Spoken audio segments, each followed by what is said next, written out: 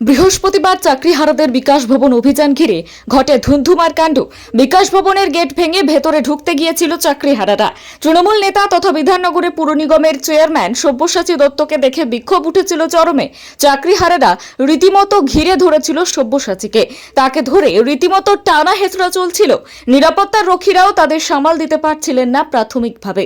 এই ঘটনায় পুলিশ চাকরিহারাদের মধ্যে এক প্রকার খণ্ডযুদ্ধ লাগে। ঘটনায় পরিস্থিতি চলে যায় হাতের বাইরে।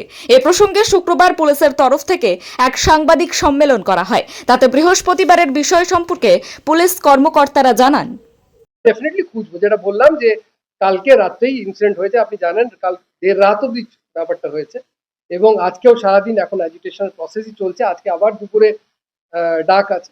তো only request is that law should be for everybody. Law cannot be যে it's for some individual, it's not for some individual. তাহলে তো ল এর একটা মকেরি হয়ে যায়। So I expect that everybody to uphold law. সেটা পুলিশ হোক, সেটা টিচার্স হন, সেটা কমন লোক হন, law and rights are for everybody. এবং সবাই মিলে জিনিসটা যদি আমরা ল ফলো করি, বা যেটা বললাম অনেক জায়গায় লাইনটা ক্রস হয় যখন আবেগটা খুব বেশি হয়, সেটাও আমরা রেসপেক্ট করি।